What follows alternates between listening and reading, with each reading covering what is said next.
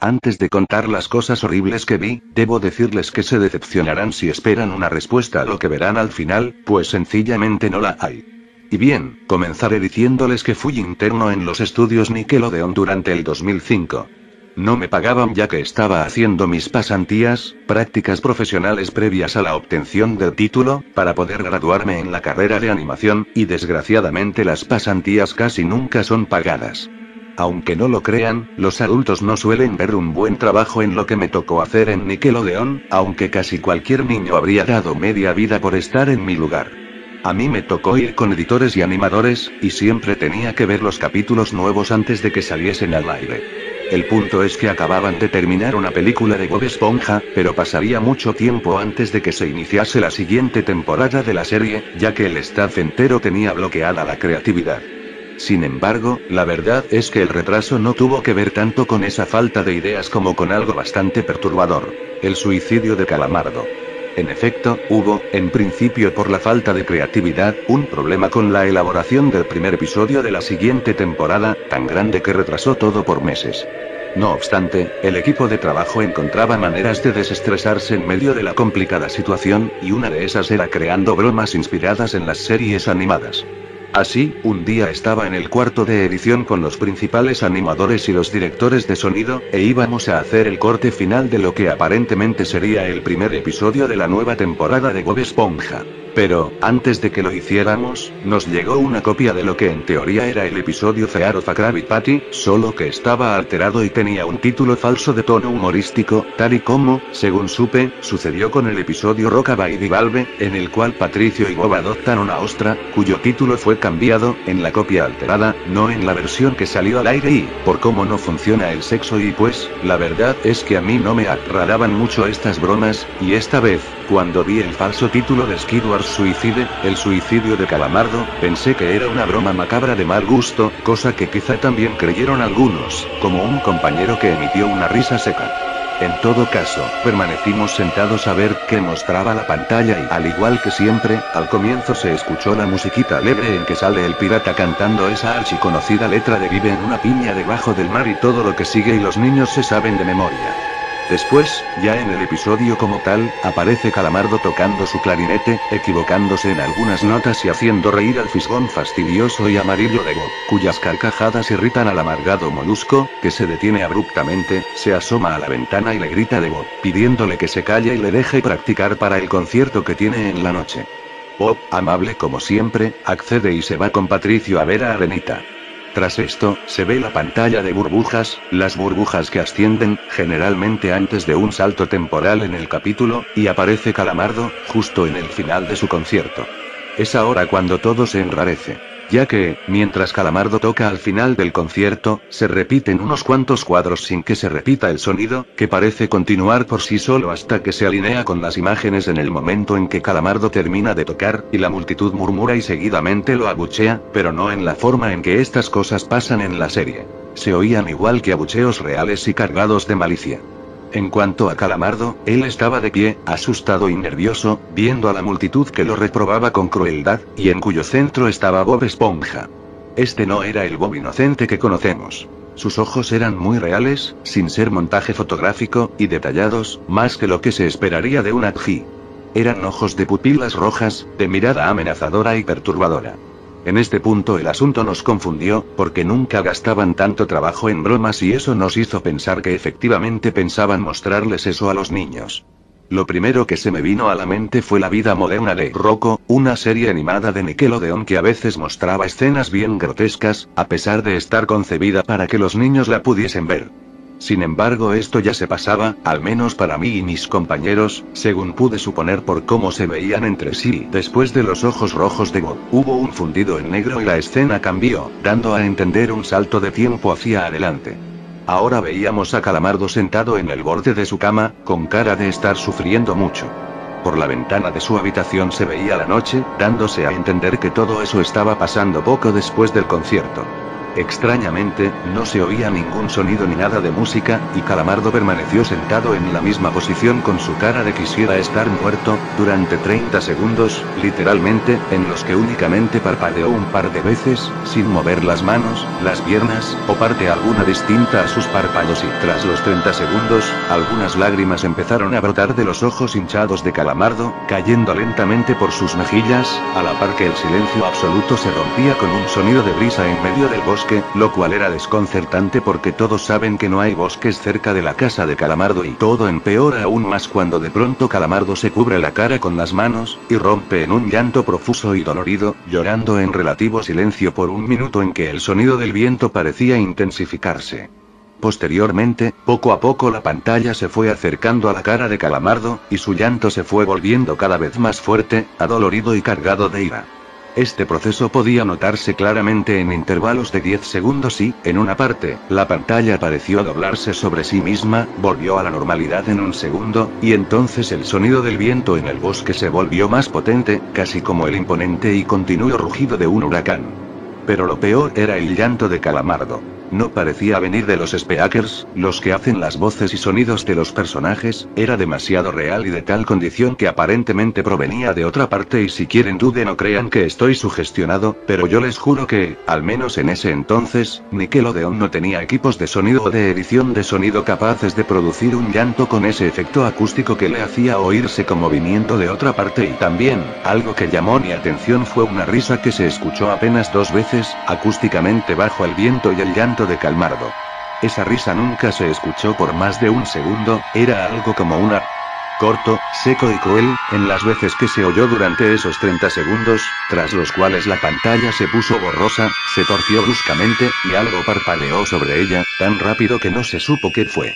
En ese instante, el editor principal dio pausa a la animación, y retrocedió, cuadro por cuadro, a ver si ese algo que parpadeó era un cuadro de vídeo que intencionalmente pusieron por solo una fracción de segundo, a fin de que no se viese. Y sí, lastimosamente era eso, y no era nada creado por dibujantes de estudio. Era la foto de un niño de aproximadamente 6 años, que yacía muerto en ropa interior, con la carita deformada y ensangrentada, un ojo que le colgaba del rostro, a la altura de la mejilla, suspendido por un ligamento, y el estómago abierto, con las tripas salidas y parcialmente desparramadas sobre lo que parecía ser el pavimento de algún camino.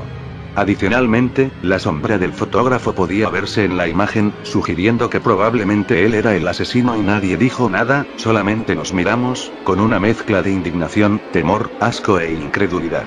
El editor principal hizo un gesto para ver si ya podía continuar, quitando la pausa al vernos asentir con la cabeza. Otra vez seguía allí Calamardo, pero solo se le veía la mitad del cuerpo, no es que lo habían cortado, simplemente nos mostraba su mitad inferior. Ahora lloraba mucho más fuerte que antes y las lágrimas se le mezclaban con gotas de sangre que brotaban de sus ojos horrendamente hinchados por el tormento. Era espantoso aunque al mismo tiempo espléndido por la calidad de la imagen, que exponía unos ojos tan reales que uno sentía que se mancharía los dedos de sangre si los tocaba en la pantalla. En cuanto al viento, ahora sí que se oía como un huracán, que zarandeaba los árboles y les partía las ramas, según daban a entender los increíbles efectos de sonido. Y la risa del tono profundo, esa que antes solo se escuchó 2 veces, ahora se oyó más veces y durando más.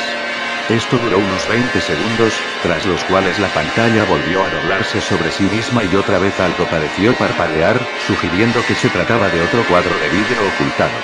Nuevamente el editor puso pausa, pero solo buscó el cuadro perdido tras comprobar que los espectadores deseaban ver qué había, aunque supiesen que el horror les esperaba.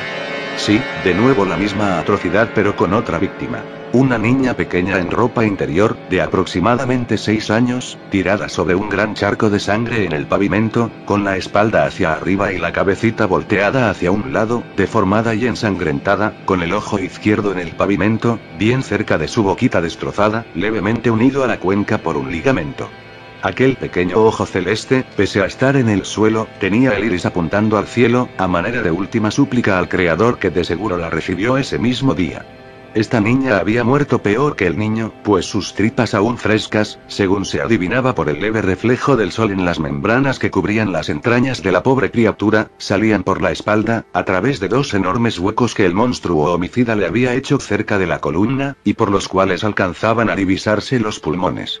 Igual que en la primera imagen, la sombra del fotógrafo se veía. Su forma y tamaño eran idénticos a los del primer fotógrafo. Debía tratarse del asesino y esta segunda fotografía mórbida casi me hizo vomitar, e indujo a salir corriendo, tras romper en llanto, a la única mujer del equipo. Debimos parar en esas condiciones, pero nos miramos y le pedimos al editor que continuase.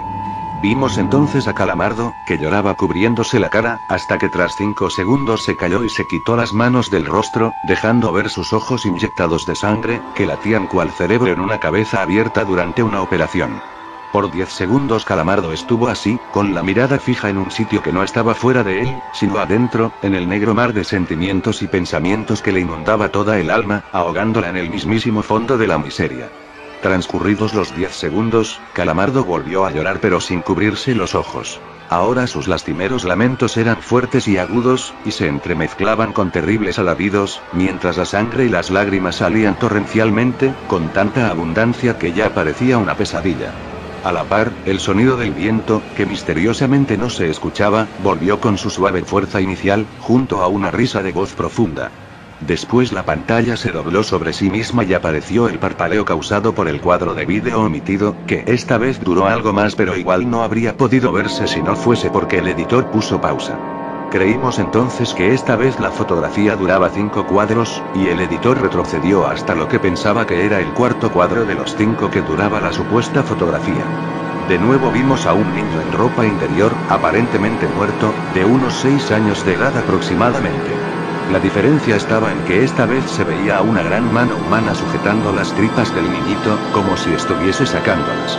El niñito, como las otras 2 víctimas, estaba boca arriba en el pavimento, sobre su propia sangre, con el estómago abierto. Mirándonos con los ojos algo humedecidos, el editor avanzó al siguiente cuadro, y se vio lo mismo pero la mano estaba ligeramente más arriba. Al percatarse de aquello, el editor regresó al primer cuadro de los 5 que supuestamente ocupaba la fotografía, y yo me quebré al comprobar que no era una foto sino un pequeño fragmento de vídeo. Fue horrible, no pude evitar vomitar un poco y que se me salieran un par de lágrimas. El pequeño fragmento de vídeo mostraba a la mano levantando lentamente las tripas, con la sangre caliente escurriéndosele entre esos dedos gruesos, toscos y malvados. Pero lo más terrible, lo más abominable no era eso. Uno de los ojos, el derecho, del niño estaba junto a su cabeza, fuera de la cuenca y en el pavimento, aún unido a su dueño por un frágil ligamento. El otro, puesto en su lugar, miraba con terror infinito a la mano, moviéndose ligeramente a fin de no perderla de vista, y parpadeando en los 2 últimos cuadros, cosa que en principio no notamos, y nadie dijo nada pero todos estábamos atónitos. El editor nos miró y, en vez de quitar la pausa, dijo que debíamos esperar a Stephen Hillenburg, creador de la serie. Esperamos un par de minutos pero Hillenburg recién apareció 15 minutos después, de modo que, aproximadamente a los 5 minutos de haberlo esperado, pedimos al editor que quitara la pausa, que después Hillenburg podría ver todo. Al retomar el vídeo, vimos de cerca el rostro de Calamardo, mirándonos fijamente por unos 3 segundos. Posteriormente la imagen se abrió y observamos a Calamardo a mayor distancia, de tal modo que podía verse que efectivamente seguía allí sufriendo en su habitación, pero ahora tenía una escopeta en la mano derecha y lo decisivo vino cuando una voz, que no se sabía de dónde provenía, dijo con tono terminante y autoritario: «Hazlo». La voz quizá estaba fuera de Calamardo, o quizá representaba a su voz interna, a su propio pensamiento, tal vez a la manera de las voces que escuchan los esquizofrénicos. Sea cual sea el caso, Calamardo alzó la escopeta, abrió la boca, metió el cañón del arma casi hasta su garganta, se quedó así unos 3 segundos como si dudase o luchase contra su miedo, y después apretó el gatillo, de modo que la nube de perdigones le reventó la cabeza, haciendo que numerosos trozos de cerebro y huesos salpicasen en la pared de fondo, contra la cual se estrelló al ser empujado por el arma en el momento del disparo. Los pedazos de masa encefálica se veían tan reales, y en los últimos 5 segundos se vio el cadáver de Calamardo tumbado contra la pared que estaba atrás de su almohada. Estaba medio inclinado hacia la izquierda, con prácticamente toda la cabeza ausente, al menos desde la parte superior de la boca hasta arriba. Sin embargo, debido a la ligera orientación hacia un lado que tenía la escopeta cuando se suicidó, uno de sus ojos aún podía verse, colgando, como los ojos de los niños, a la altura de su mejilla, mirando fijamente hacia el suelo, y ese fue el final del monstruoso episodio que nadie sabía de dónde demonios salió, ni siquiera quienes lo trajeron, pues no lo habían visto antes y, como era de imaginarse, Stephen Hillenburg quiso ver el episodio cuando apareció. Muchos se retiraron cuando el maldito vídeo empezó a rodar de nuevo, tanto por el horror de las imágenes como por la reacción que probablemente Hillenburg tendría, y tuvo, pues estaba indignado y enfurecido con la monstruosidad en que habían transformado a su inocente serie. Ahora, y una vez que el editor consiguió calmar a Hillenburg, se llamó al TO para que analizara el vídeo, y se informó a la policía a ver si encontraba algo relativo a las fotos. Lo cierto es que el TO determinó que el vídeo estaba lleno de material nuevo, que todavía nadie encuentra información relativa a los niños muertos, que no se sabe quién trajo el vídeo y quién lo creó, no necesariamente fue el asesino, y quizá hay más de un sujeto detrás del suicidio de Calamardo, y yo, en lo que a mí respecta, me sigo arrepintiendo de haber visto por segunda vez el vídeo, porque hasta la fecha me encuentro a Calamardo y a las fotos de niños muertos en mis sueños, llenándome de una desesperación que a veces me tienta a hacer lo mismo que el pobre Calamardo. Y bien, esta es la historia del suicidio de Calamardo, algo que hasta la fecha no tiene explicación, y que quizá nunca la tenga.